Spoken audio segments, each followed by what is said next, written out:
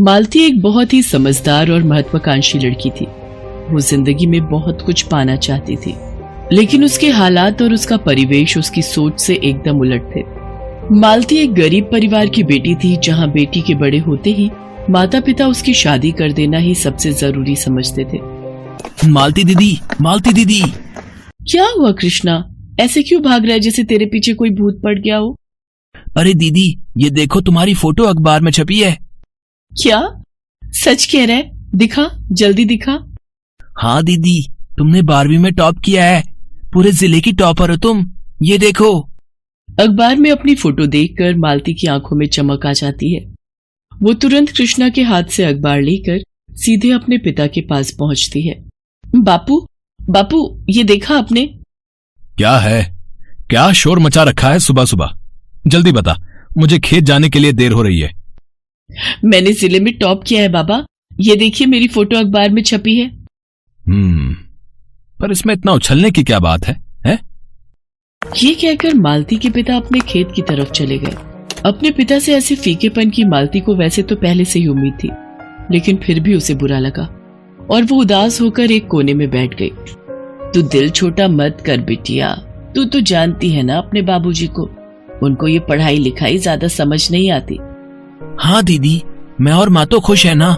ये देखो, मैं तुम्हारे लिए क्या लाया हूँ। छोटे भाई कृष्णा के हाथ में मालती के लिए चॉकलेट थी, जिसे देखकर मालती के चेहरे पर मुस्कान आ गई और उस चॉकलेट की मिठास में ही उसने अपनी खुशी ढूंढ ली।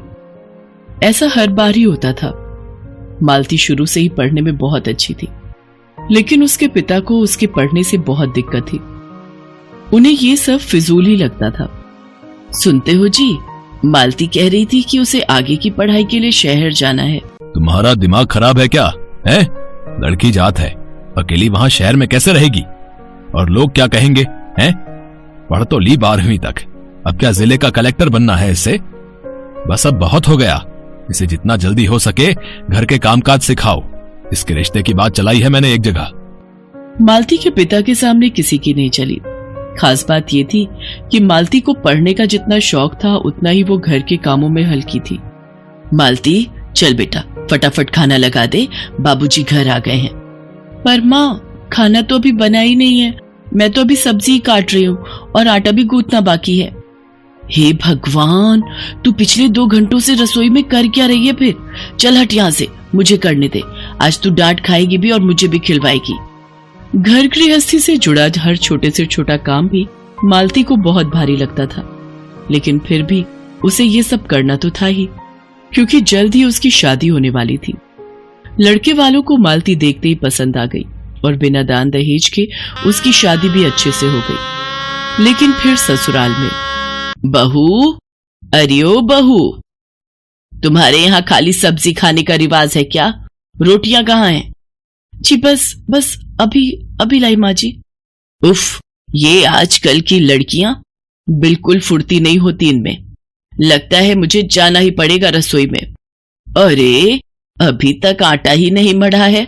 हो गया सत्यानाश। सब लोग बाहर खाने के लिए बैठे हैं। माँ जी, वो बस कर ही रही हूँ।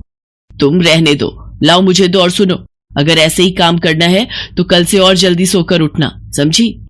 ना माँ का प्यार मालती को बदल सका और ना ही सास की डांट। मालती चाहकर भी घर के कामों में अपना मन नहीं लगा पा रही थी, क्योंकि उसका मन तो कहीं और ही था। वो आगे पढ़ना चाहती थी। फिर एक दिन उसने बड़ी हिम्मत करके अपनी सास से इस बारे में बात की। माँ जी, वो मुझे आपसे कुछ कहना था। हाँ बताओ, क्या बात है? माँ जी, यहाँ किसी को नहीं पता, पर मैंने 12वीं में पूरे जिले में टॉप किया था। उसके बाद बापू ने मेरी शादी करा दी। अब मैं आगे और पढ़ना चाहती हूँ माँ जी, अगर आप सबको ठीक लगे तो। देखो, ठीक लगने जैसा तो इसमें कुछ है नहीं, वैसे बुरा मत मानना, पर घर के काम तो तुमसे समय पर होते नहीं। ऐसे में पढ़ाई का झमेला और पाल लोगी तो फिर हो गया घर का। तो आप उसकी चिंता मत कीजिए माँ जी, मैं सब कर लूंगी, पढ़ाई भी और घर के काम भी। बहू, तुम्हारे 2 हाथ हैं, अगर 4 भी होते ना तो भी ये तुम्हारे बस की बात नहीं थी, समझी? तुम ना रहने ही दो। कुछ कर सकती हो तो जरा घर के कामों में मन लगाओ और हर काम समय से करने की कोशिश करो पहले।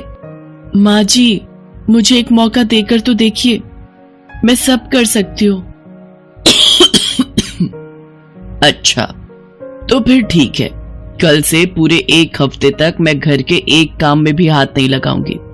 अगर फिर भी सब समय पर हो गया तो फिर मैं सोचूंगी कुछ, पर याद रहे अगर कोई काम में जरा भी देरी हुई तो मुझसे कोई उम्मीद मत रखना। ये मालती के लिए बड़ी चुनौती थी, लेकिन वो आगे बढ़ने के लिए कुछ भी कर सकती थी। उसने सारे कामों के बारे में शांति से सोचा और फिर उसने हर काम के लिए समय तय कर लिया। साथ ही वो खुद में तेजी लाने की भी कोशिश करने लगी। उसने पूरे हफ्ते बिना किसी की मदद के सारे काम बिल्कुल समय से किए, और कई तो समय से पहले भी। माँ जी, आज पूरा 1 हफ्ता हो गया, मैंने वैसा ही किया जैसा आपने कहा था। अब क्या मैं आगे की पढ़ाई कर सकती हूँ? काम तो तुमने समय से कर लिए, पर अभी भी तुम्हें बहुत कुछ सीखना है। घर के काम जल्दी होने के साथ साथ बहुत अच्छे से भी होने चाहिए। माफ करना बहू, पर मुझे अब भी लगता है कि तुमसे ना हो पाएगा। पढ़ाई के साथ तुम घर के कामों को अच्छे से नहीं कर पाओगे। मालती का दिल एक बार फिर टूट गया, लेकिन वो इतनी जल्दी हार मानने वाली नहीं थी। उसने उस बार अपनी सास से बिना कुछ कहे खुद को तैयार किया और घर के कामों में तेजी के साथ साथ अब वो अपना मन भी लगाने लगी। ये रहे 4 बैंगन, इसमें 2 टमाटर डालूंगी तो तरीका रेशियो होगा 4:2। हाँ, ये सही होगा। और इस खीर में चावल और दूध का भी यही रेशियो रखती हूँ, फिर शायद स्वाद बढ़िया होगा। मालती घर के कामों में ही पढ़ाई को ढूंढने लगी, जिससे अब उसे घर के काम भी अच्छे लग रहे थे। वो बहुत तेजी से खुद को बदल रही थी, लेकिन इस बदलाव को देखने और समझने वाला अब भी कोई नहीं था। फिर एक दिन, रमेश, हे भगवान, क्या हो गया तुझे? बहू, ओ बहू, यहाँ आ जल्दी, देख जरा इसे क्या हो रहा है। अपनी सास की आवाज सुनकर मालती भागी भागी रसोई से बाहर आई। उसने देखा कि उसके पति रमेश के हाथ पैर ऐंठ रहे थे, वो हिल भी नहीं पा रहा था। ये देखकर मालती के भी होश उड़ गए। माँ जी, इन्हें जल्दी डॉक्टर के पास ले जाना होगा, जल्दी मेरी मदद कीजिए। मालती और उसकी सास रमेश को फौरन अस्पताल लेकर पहुंची, जहां डॉक्टर ने उन्हें बताया, इनके शरीर के एक हिस्से में लकवा मार गया है। डॉक्टर साहब, मेरा बेटा ठीक तो हो जाएगा ना? देखिए मां जी, रमेश ठीक तो हो जाएगा, लेकिन इसमें 2 महीने भी लग सकते हैं और 2 साल भी। सब कुछ मरीज के ऊपर और इनकी देखभाल पर निर्भर करता है। रमेश घर में अकेला कमाने वाला था और उसके बिस्तर पर जाते ही सब कुछ उथल पुथल हो गया। घर के खर्चों के साथ साथ अब रमेश का इलाज भी करवाना था, तो ऐसे में मालती आगे आई। उसने न सिर्फ रमेश की कपड़े की दुकान को बहुत अच्छे से संभाला, बल्कि इसके साथ साथ घर के सारे काम और रमेश की देखभाल, सब कुछ उसने बहुत अच्छे से किया। मालती की मेहनत के चलते घर में न पैसों की कमी हुई और अच्छी देखभाल के चलते रमेश भी कुछ ही दिनों में बिल्कुल ठीक हो गया। फिर एक दिन, कसम से भाभी, भगवान का साथ था जो इतना बुरा वक्त टल गया। अपना रमेश इतनी जल्दी भला चंगा हो गया।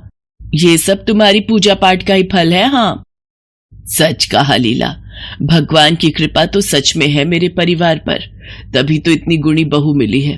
अरे, मेरे तो हाथ पैर फूल गए थे रमेश की वैसी हालत देखकर, लेकिन ये मेरी बहू, इसने बड़ी हिम्मत रखी और देखो कितनी जल्दी सब ठीक कर दिया इसने।